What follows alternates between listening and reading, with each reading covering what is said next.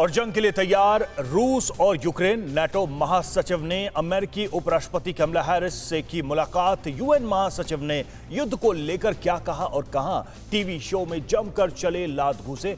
NATO और रूस के बीच चल रही तनातनी से जुड़ी खबरों के लिए देखते हैं टॉप 9 रूस वर्सेस नाटो।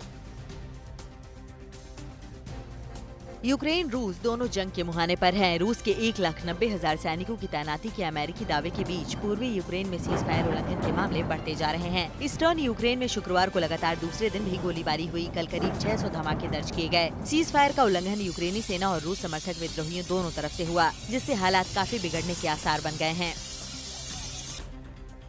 नाटो महासचिव जेंस स्टोल्टेनबर्ग ने म्यूनिख में अमेरिकी उपराष्ट्रपति हैरिस से मुलाकात की। इस दौरान उन्होंने पूर्व पश्चिम तनाव के बीच गठबंधन के लिए अमेरिका की प्रतिबद्धता की पुष्टि की और कहा कि हम कूटनीति के पक्षधर हैं, लेकिन अगर रूस युद्ध करता है तो हम सुनिश्चित करेंगे कि उस पर कड़ी पाबंदियां लगें। यूक्रेन को लेकर बढ़ते संकट के बीच उपराष्ट्रपति कमला हैरिस जर्मनी में म्यूनिख सुरक्षा सम्मेलन में शामिल हुईं। इस दौरान उन्होंने नाटो की एकता की बात कही और रूस को चेतावनी दी कि रूस को यूक्रेन पर किसी तरह की आक्रामक कार्रवाई के परिणाम गंभीर होंगे। अमेरिका और उसके पश्चिमी सहयोगी कठोर पाबंदियों के साथ जवाब देने के लिए तैयार हैं। नाटो महासचिव जेंस स्टोल्टेनबर्ग के साथ बैठक में उन्होंने संकट के समय गठबंधन के किए गए कार्यों के लिए उनका धन्यवाद किया। संयुक्त राष्ट्र महासचिव एंटोनियो गुतेरेस ने शुक्रवार को जर्मनी में म्यूनिख सुरक्षा सम्मेलन में अपने उद्घाटन बयान के दौरान कहा कि मैं यूरोप में बढ़ते तनाव और सैन्य संघर्ष के बारे में अटकलों को लेकर बहुत चिंतित हूं। उनके मुताबिक मुझे अब भी लगता है कि ऐसा नहीं होगा, लेकिन रूस का यूक्रेन पर हमला विनाशकारी होगा। इसके साथ ही उन्होंने गुजारिश की कि संकट के समाधान के तौर पर राजनयिक बातचीत जारी रखी जाए।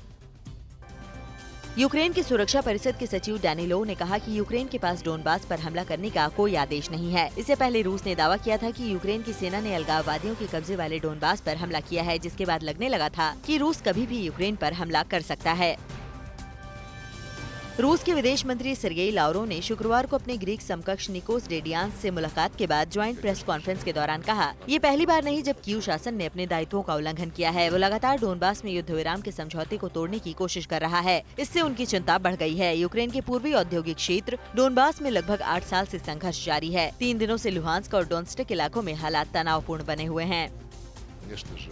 यूक्रेन के रक्षा मंत्री ओलेस्की रेजिन्को ने दावा किया है कि यूक्रेन सीमा पर रूसी सैनिकों का जमावड़ा लगातार बढ़ रहा है। रूस पर आरोप लगाते हुए उन्होंने ये भी कहा कि हाल ही में रूसी राष्ट्रपति ने अपने सेना को पीछे हटने की मंजूरी देने की बात कही थी, जो एक प्रोपेगेंडा भर था। यूक्रेन के रक्षा मंत्री ने कहा है कि हम रूसी सैनिकों के डिवीजनों को देख रहे हैं, जिनकी संख्या 1,29,000 है। नेवी और एयरफोर्स मिला लें तो ये आंकड़ा 1.5 लाख के करीब पहुँच जाता है।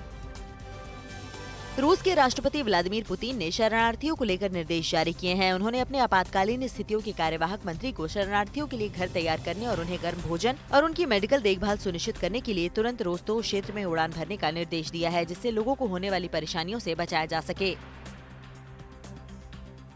अड़ी सोमवार से शुक्रवार शाम 6 बजे सिर्फ TV9 भारतवर्ष पर।